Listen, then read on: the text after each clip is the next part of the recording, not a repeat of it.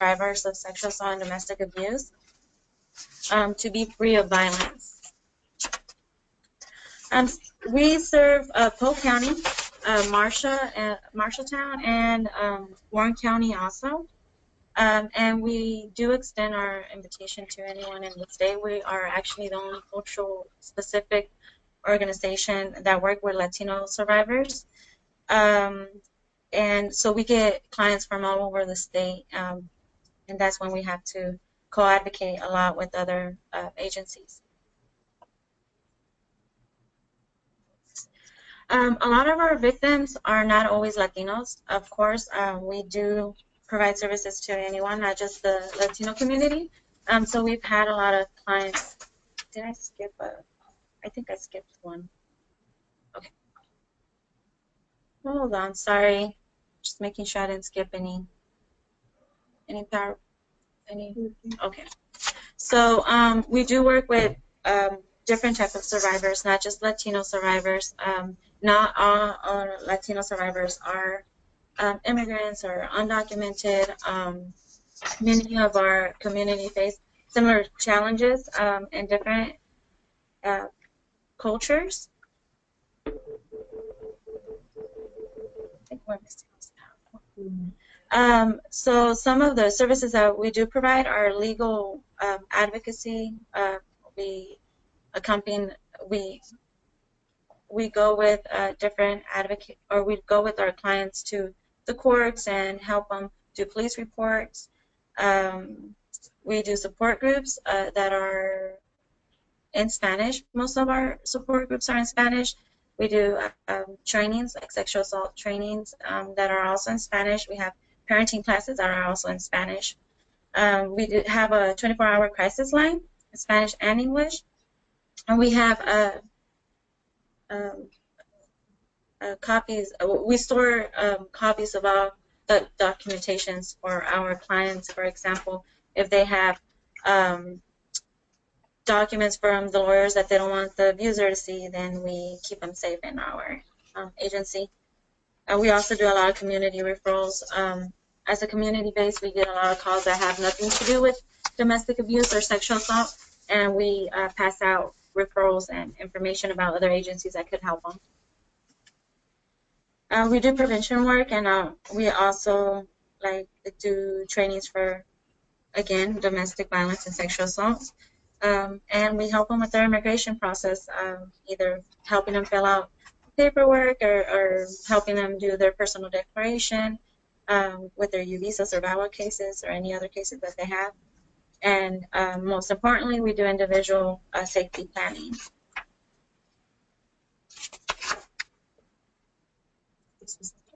Okay, so so I'm going to go ahead and pass the camera to Jody, so she could explain a little bit about it. Good afternoon, everyone. It's really important to remember that not all immigrant survivors are going to identify within the Latina community. We very frequently within the state of Iowa have immigrants from Africa, Asia, the Pacific Islands, Europe. There is no one description fits all for immigrants that your agencies may come into contact with. The issues that we're addressing in the webinar are not limited to the Latino community. These are safety planning steps that can be applied to members of any immigrant community that comes into contact with advocates. Pretty much all of our immigrant communities are facing similar challenges in safety planning right now. And these are not the only strategies that you can use. It does need to be unique to that individual survivor's needs and desires. So we're going to talk about safety planning, and the way that safety planning with immigrants is a little bit different than safety planning with mainstream community members. Some of those pieces are universal. Safety is always the primary concern. The individual's choices always have to be respected. Those things go without saying. There's no blanket approach. There's no formulary that you can just hand a victim and say, okay, if you do these steps, that's going to address your safety concerns. It's very unique. It's unique based on culture, faith. So many factors come into that. And if you have a immigrant survivor that you're working with, developing trust with that survivor is absolutely key to really having a strong safety plan in place, because that survivor's ability to share information with you is going to be largely based on her capacity to trust you. Brainstorming, reaching out, sometimes these situations are quite unique, and brainstorming and using creative approaches are needed frequently when we're working with immigrant communities, and that's from any community. Be informed. Yes? Can I jump in real quick? Mm-hmm. I'm gonna see if I can get the poll to work just so we can get an idea how many people that are attending have actually assisted someone who is not a U.S. citizen, providing some sort of advocacy for them. So if I can get everyone, it's just a yes or no answer.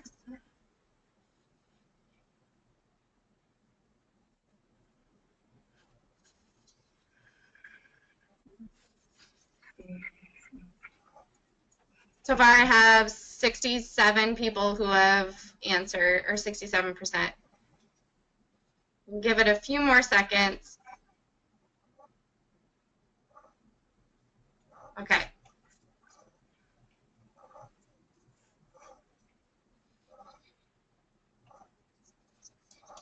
Okay, so I am showing of the 78% of people that answered, every single one of them have at some point worked with someone who is not a U.S. citizen. So sounds like everyone's going to have some ideas and some experiences that they're going to relate. And all of those experiences are really valid. And those shared experiences, when we look at brainstorming creative approaches for safety planning with immigrants, can be invaluable keys. So each and every one of you is bringing something to the table that's unique from your interactions with immigrant communities. And each and every one of you knows something about one or another or multiple immigrant communities. And that knowledge is really helpful and can be shared with your coworkers.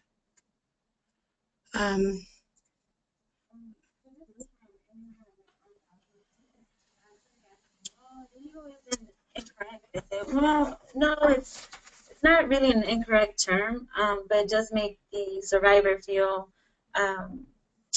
it has more like a what would I call it? More of a racial impact to the survivor.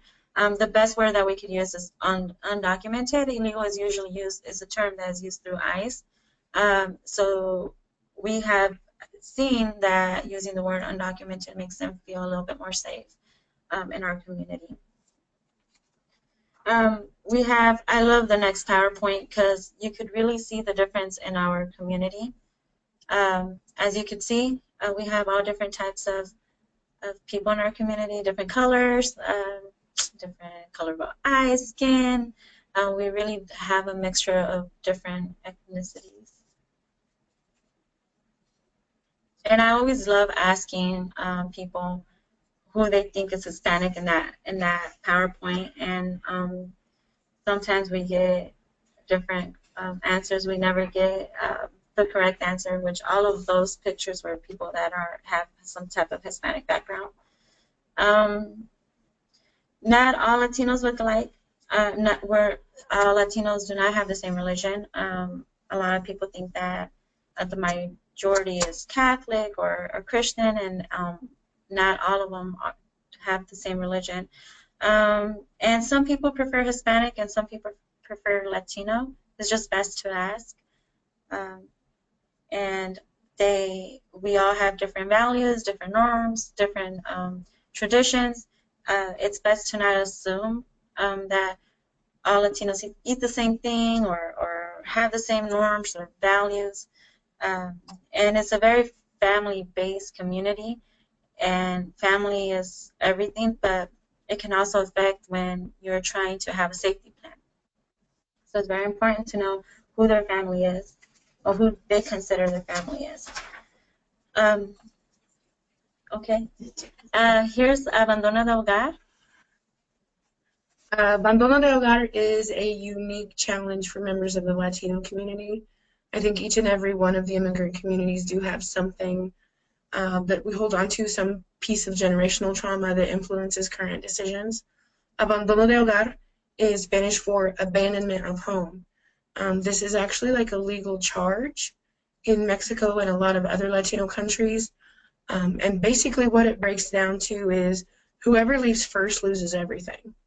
And if you have a victim who's kind of stuck in that mindset that if she leaves, she's going to lose not only the home, the vehicle, but also custody of the children, which is the deal breaker for just about everybody I've ever worked with in this kind of work. Making that an educational piece in those conversations is so helpful, because realizing that that is not penalized in the United States can really be freeing for people who are facing that. It is a ingrained belief. It is pretty much culture-wide, I think, even if it's not specific to any one country. There's still such a patriarchal history within those countries that our clients are coming from that they carry that with them. Laura? Add a little bit of what Jody is saying. Even when we do explain to the victim that abandono de hogar is not a legal term, or it's not something that they hold here, penalized here in the United States, they're still scared, and they still believe that this could be something that they're penalized with, or that they're going to accuse them of having a lot of different men or infidelidad, you know. So this is something very serious. Speaking to a Latino victim, it's important to engrave to them that this is not something that they could be penalized for. That's all I want to say. Can I pause just for a second, guys? I saw a hand go up, and then it went back down. I did not catch who it was. Whoever that was, if you have a question, can you type it in the chat box or the question box, and I can have one of us will answer it.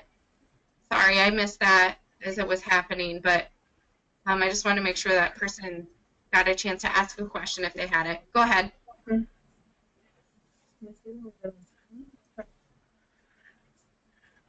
Okay, there are a lot of things to be aware of, especially within Latino communities, but really all of this branches out into our other sister CSPs communities as well. Not all Latinos speak Spanish. There are approximately 500 languages through Mexico, Central and South America.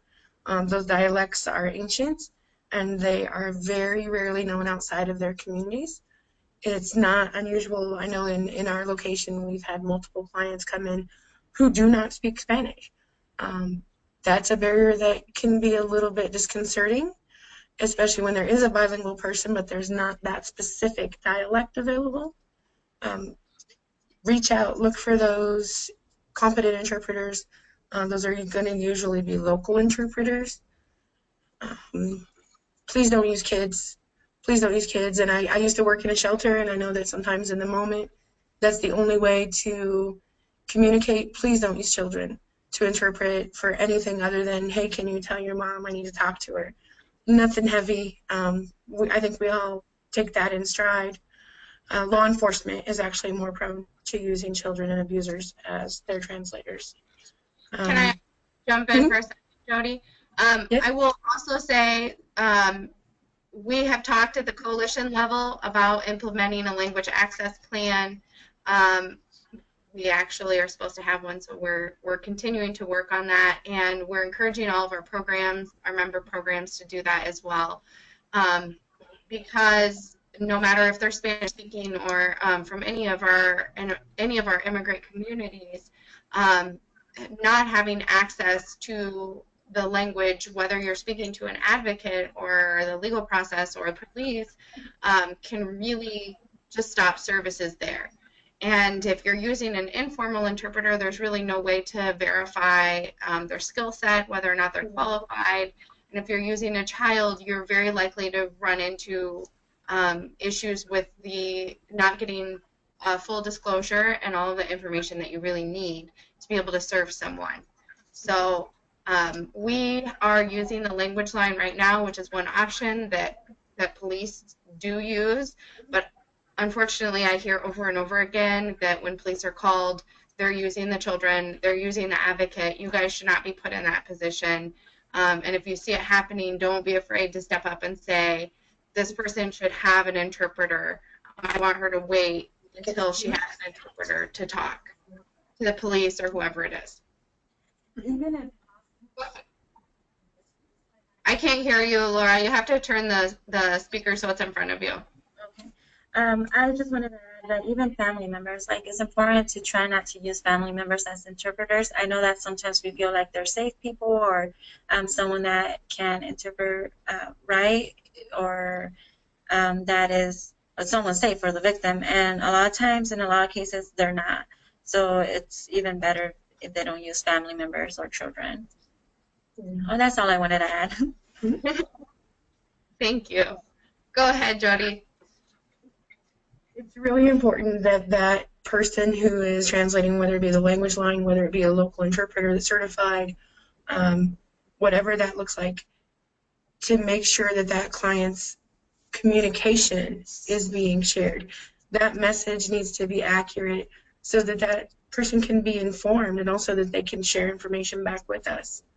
And it's really important when using an interpreter, you're still talking to this person, even though this other person is changing the language over here. That quality of eye contact and that connection goes a long way in establishing relationships with the people that come into contact with us. Or not understanding what they're saying, it's okay to ask, do you understand, or do you want me to repeat it? Because a lot of times interpreters do get the information wrong and transfer the information incorrectly. So never be afraid to ask them if they need to repeat the question or the information.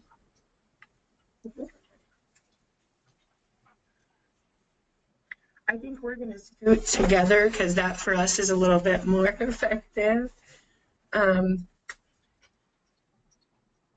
The use of the words, like Laura was just mentioning, different regions, different countries have different words for various things. For the area in which my family comes from, hacha is not considered to be what we would use to describe a mamila, which is actually a baby bottle. So just something so basic. Actually, where I come from, hacha is more related to the use of a hatchet. So it can be vastly different and incredibly confusing. And it's okay to ask questions. It's okay to ask for clarity if things don't sound like they ought to sound, you know. Each country, each area of each country, just as in the U.S., we have a different language pattern in the South than we do in the Northeast and we do in the Midwest. All of those different language patterns do have an impact on communications. And it's really important that you remember that just because that person sitting in front of you doesn't speak English, that does not in any way mean that they're ignorant, uneducated, or incapable of communicating. It's sometimes just a matter of being a little bit more creative and finding a way to make it work. And I think most of us kind of take some of those steps in stride. It just might be bigger steps with certain parts of our communities.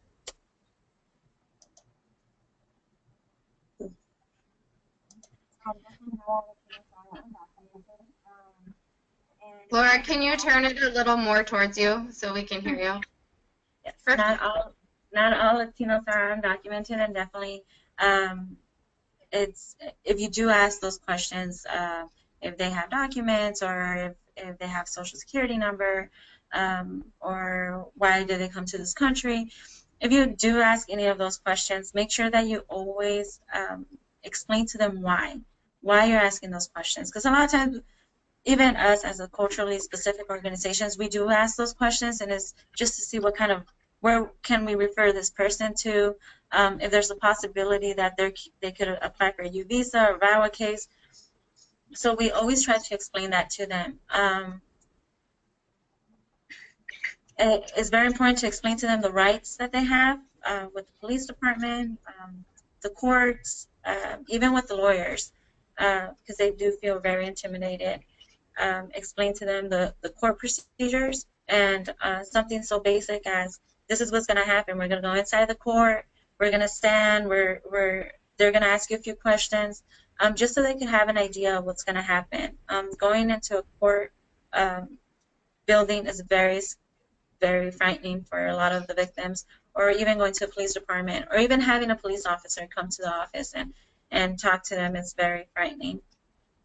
Laura, can Yes, you ma'am? talk a little bit about how the experience with police or the justice system in their home country might impact how they experience that here and what that might mean for you as an advocate and what your job is? Sure. Thank you. So a lot of times in other countries, speaking to a law enforcement, uh, sometimes they don't even have a law enforcement or a police officer get to them when they call them, and it takes them a while. And when they do get there, a lot of times they will focus more on, well, what did you do to deserve this, or why did he hit you, or they question the victim a lot. In a lot of the cases, not always, but in a lot of the cases, in most countries, they are more machistas, um, and they will make the victim feel like they are to blame for. So when they come here, they expect the same treatment. They expect somebody that is going to not believe them or are going to question them. And unfortunately, a lot of our police officers do question them. But we have a lot of good officers also that help them, and they ask certain questions for the right reasons. So just letting them know that they're going to ask questions, and it might make you feel uncomfortable, but they're asking these questions because of this. It helps the victim to calm down and explain more to the officer. Um, it's very important for Latinos for advocates to be familiarized about immigration processes, legal remedies like a U visa of our case, and it's important to know what they need, or if the advocate does not know what the victim needs for that to get a case or open up a case for that, it's okay to call a lawyer and ask. I know that the coalition they're really good about always answering questions that are immigration and stuff like that. Do you want to add something about that? No. Clarissa, did I answer your question? Yeah, I also just want to add, there's a lot of non-citizen population that are newly relocated from areas where there's civil war, where the sort of judicial system or supportive services that we offer don't exist. And so advocates are really part of that process of re-establishing ties and assimilating into a culture that they may have absolutely no background knowledge of.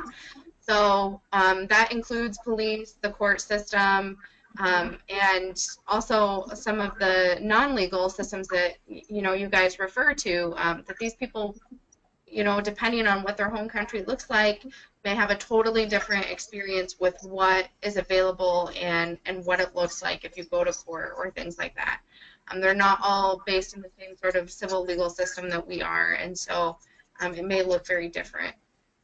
And I don't, that's a good point, Clarissa. I don't have a point on here for DHS, but a lot of times, as you know, when there's a domestic abuse case and the police is called, DHS is called also, a lot of victims get scared and they try to avoid DHS because they think it's that their kids are going to be taken away, or that they're never going to see them again, or they're going to get in trouble, or they're going to jail, or get into problems. So it's very important to explain to them also regarding DHS when they have cases like that, to explain to them that they're not there to take their kids away. They're there to just make sure the kids are safe, and also explain to them the process and how they have to go to those meetings and meet the caseworker, so they won't get into further uh, um, I don't know, problems with DHS or issues. You also mentioned some of the immigration legal remedies. I uploaded a couple of handouts from the materials for today for everyone. On there, it just sort of summarizes some of the special considerations that Laura and Jody are talking about today. And that is on there. The importance of referring someone to an attorney if they are undocumented so that they can have someone to talk to about their options. And then I also had a couple of tools here. I'm going to go ahead and post them right now to see how many of the advocates have had training on U-Visa or VAWA.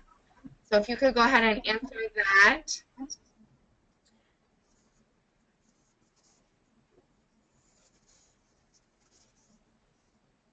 And another thing, while you do that, Clarissa, there's a lot of advocates that do have a lot of information about U-Visas and VAWA cases, but it's always so important to always direct them or refer them to an attorney, because attorney knows best, and we don't want to discourage them from trying to apply for any type of immigration remedy.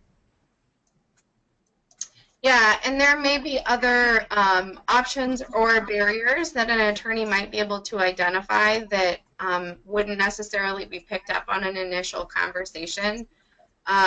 So that is really important. I know it's not always available and there's not enough pro bono or low bono attorneys, but if you have someone in your area, whether it's JFON or us, or someone else who does free consultations once a month, that is a huge service to those clients. I think there's different numbers out there, but there's estimates that there are millions of undocumented folks who have some legal remedy that they may be eligible for, and they just don't, they haven't access to that just because there's such a huge need for those legal resources and people are not getting them. Okay, so I've got a little over half. I'm going to give you guys just a few more seconds to answer whether or not you have personally received training on what a U-Visa and VAWA is.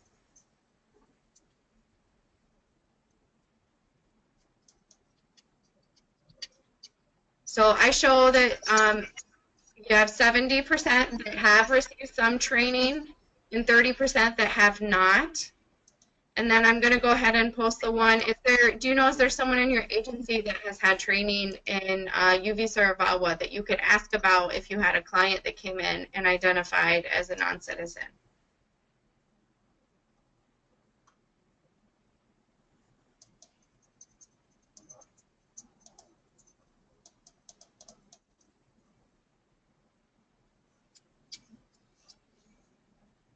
I still only have just about 40% of people have answered. So I'll wait for a couple more people to answer here.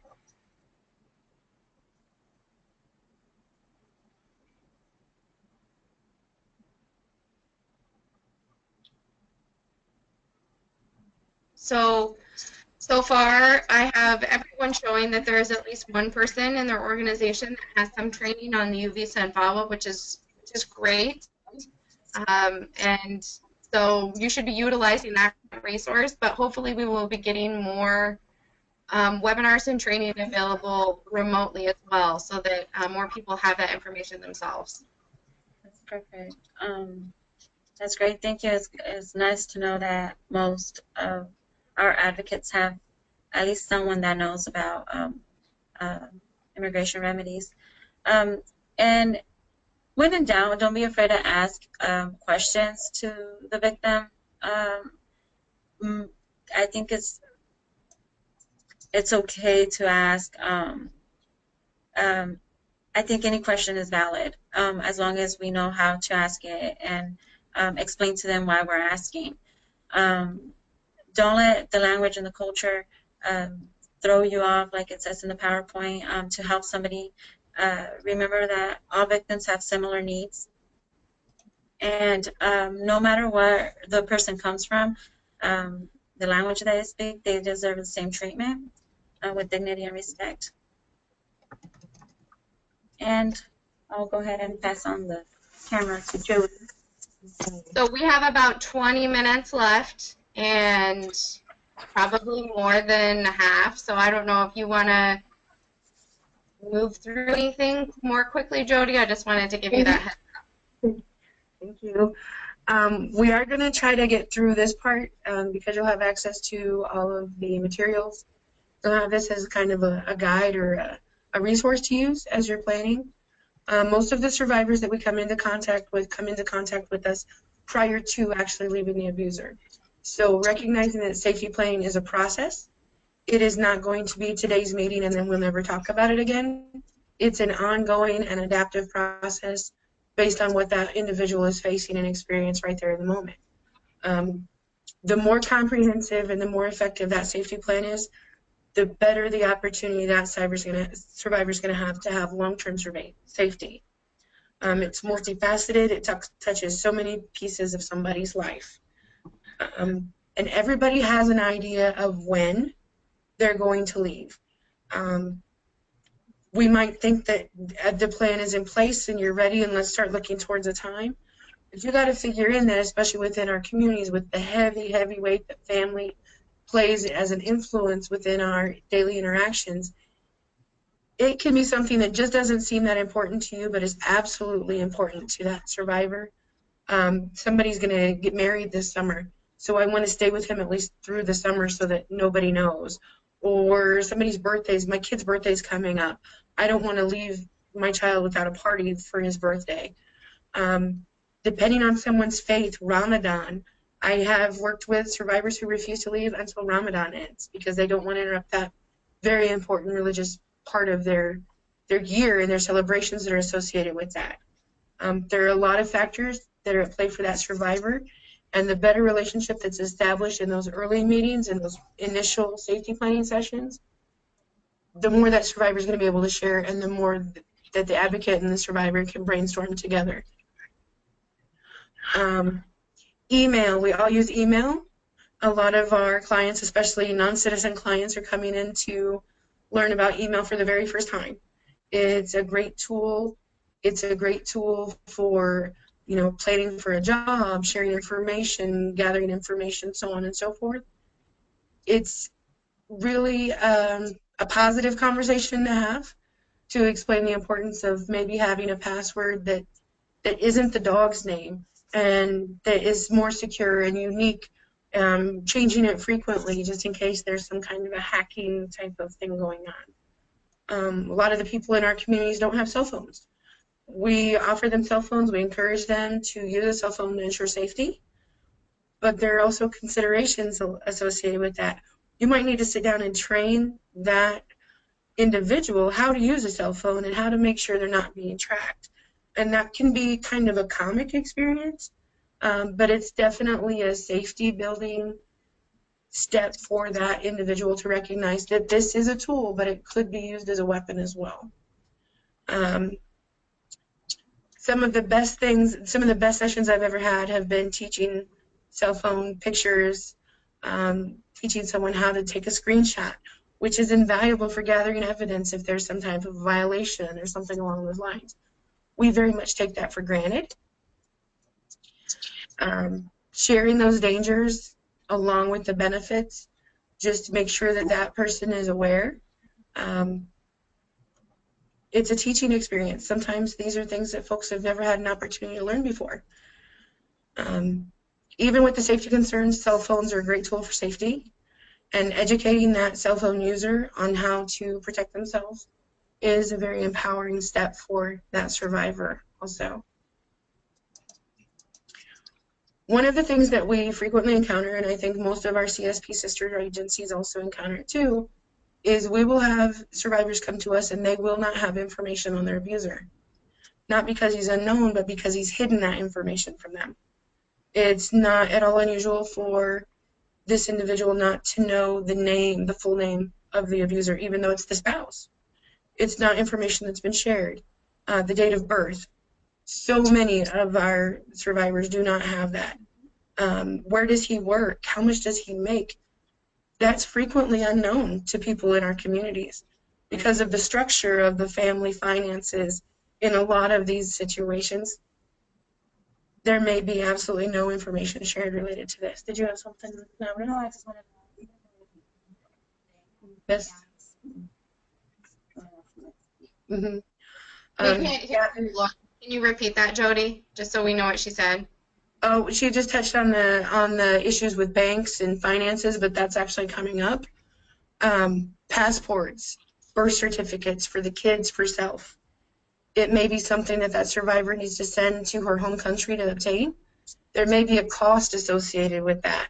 That's something that for that survivor could be a huge hurdle, something to look at when you're planning and setting up how you're going to finance some of these options. What are recourses that are available to that particular survivor? Marriage licenses, certificates. Not every country offers or records. Sometimes that marriage certificate can come from a church, and it's going to look a little strange, but it is absolutely valid.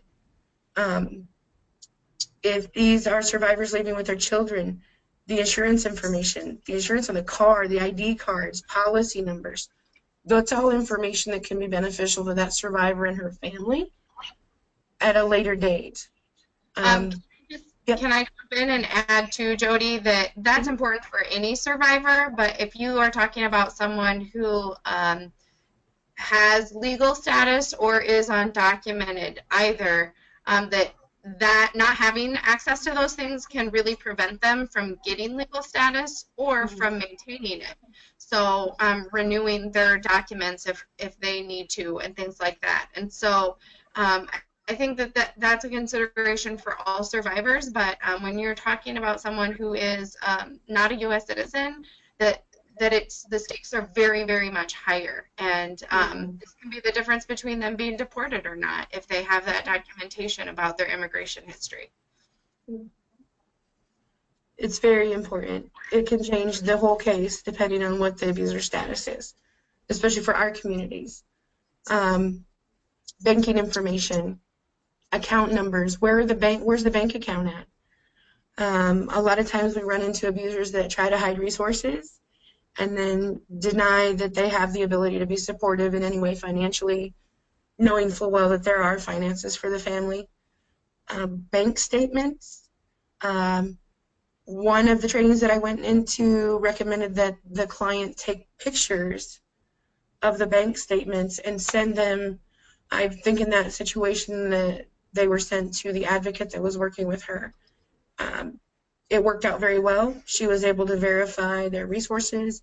That impacts spousal support, child support in those protective orders.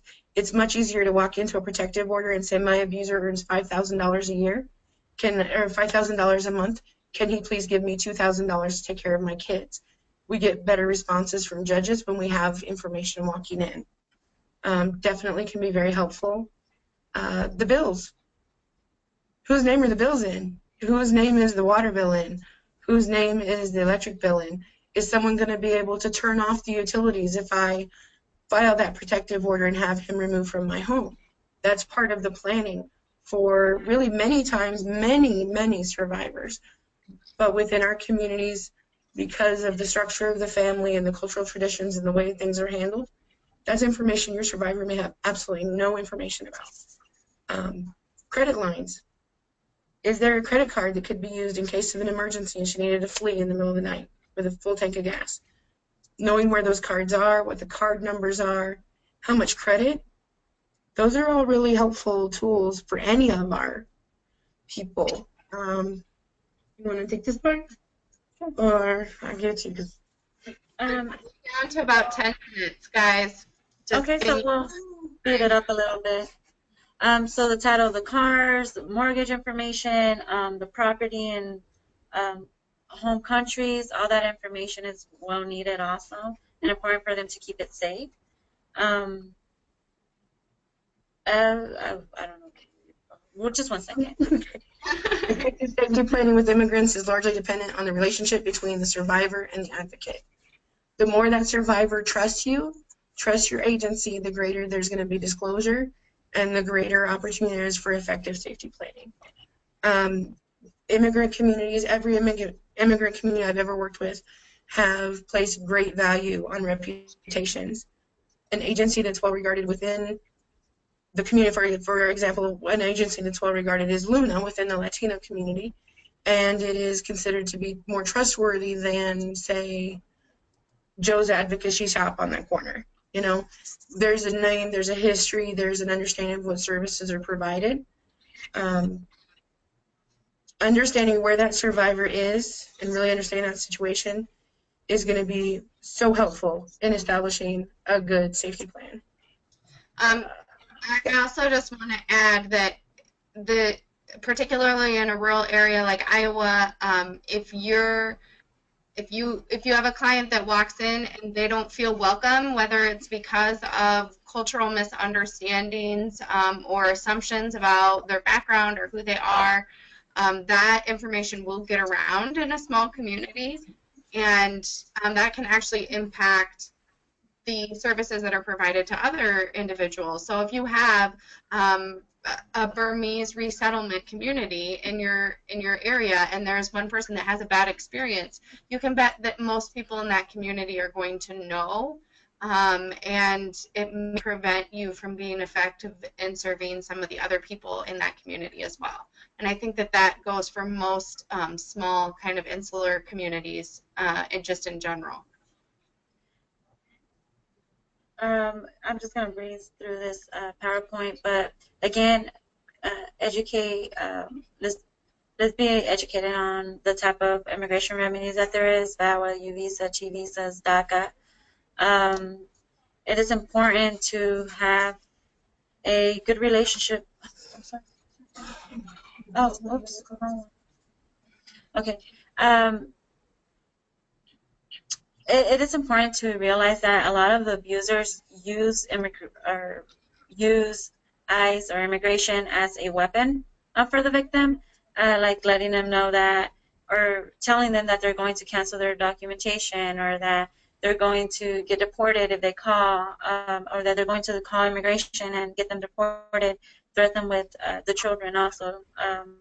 It's very common for the victim to have a lot of fear in immigration and feel like they're never going to see their children again or never going to see their family again because the abuser has been, her or him, the abuser has been threatening them with immigration for so long. Here you go, Jody. One of the things that agencies can do to really help survivors who are really some of these crossover into mainstream communities, but specifically to immigrant communities, a safe place to receive documentation, either from immigration, from lawyers, from DHS, whatever that might look like. Offering up your agency as a safe storage facility for those papers is really helpful.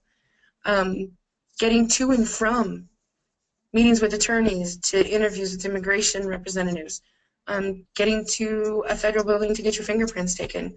Those are all steps in that process, and transportation can be a huge, huge barrier for folks. False documents can be really dangerous for immigrant communities. For many, this is an absolute necessity for survival. Providing information, but not in a judgmental manner as to how that could impact their process later, is part of helping that survivor have a good safety plan and to make informed decisions. There's always the risk of identity theft charges and so on and so forth, but the bottom line is that survivor needs to feed her kids. And if she has the tools in her hands to make those decisions, then that's her decision, what she does. Transportation, a lot of people don't know where the consulates are. A lot of our survivors are going to need updated information and identification. They can't submit their applications for status without them. Collaborating and working together to get survivors to the consulates is an awesome way to help survivors obtain the documents that they need to submit their VAWA, U, or T visa applications. Reach out. If we can make the same impact, use the same finances to make the maximum impact, let's do that. If we're taking one, let's see if we can take 10. It all works towards that end piece. Working can be really a hard step for people in our community because of the documentation. Options that we offer within our safety planning is, can you cook food? Can you sell tamales? Can you make something? Can you sell Avon, Melaleuca, Amway, any of the product distribution options that are available? Can you work for cash? Not receiving a paycheck could be safer. At the end of the day, it comes down to the needs of the client and that client's determinations regarding what his or her priorities are that client's decision. It's really, really important to remember that informed, not instructed decisions in this particular aspect. Transportation is a huge, huge challenge for almost every survivor I've ever worked with. For an immigrant survivor, it takes it to the next step. Having a license can be impossible if you're not documented. Is there a safer option that's available? What about insurance? Registration can also be a challenge because we are moving towards a more database-centered registration system, and identification is often required. Hey, can I Yep. jump in, Jody? Can you hear Yes. me okay? Yes. Okay. Just a couple of things on the car registration. Have a conversation with your clients if they are undocumented about registering a car with false ID. That can have criminal penalties that affect their immigration status, either preventing them from getting it or causing it to be revoked. I'm not going to go more into detail than that, but all of that stuff is on an online database, and so if there's a false social security number or name used, they will know, and it can have devastating consequences for clients. And while you're talking about this, I'm going to pop up another poll just to kind of round out the end of this. I just want people to indicate what's the greatest barrier you have encountered in when you're trying to serve I wrote that wrong, that when you're trying to non-citizen survivors or immigrant survivors, and you can choose more than one, but I have a few options: transportation or no license, language barriers, cultural difference, or obtaining housing. So if you could answer that, again, sorry about the typo.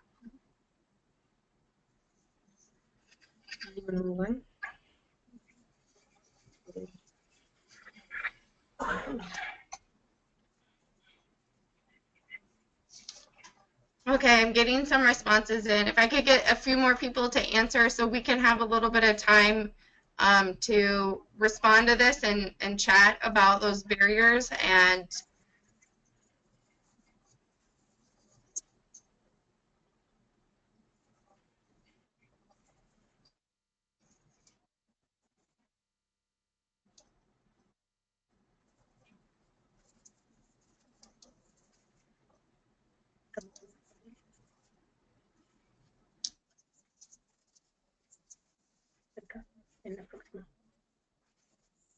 I'll give you about 15 more seconds. Okay, so can you see that, guys? Jody? No, we cannot see it. Can you see? Okay. So it's showing pretty much everyone identified transportation or no license as their primary barrier. The other two that were equally identified were language barriers and obtaining safe housing. So we've got just a couple of minutes, maybe 2 or 3 minutes. If you guys just want to wrap up and maybe talk about some of those barriers, and figure out how to close this. Okay. Okay, so we're just going to fly through the next PowerPoints. But basically, we need to find out who they trust, which family members are the people that they trust the most, and who is dangerous and who is not, what family friends are connected with the abuser that could affect them next.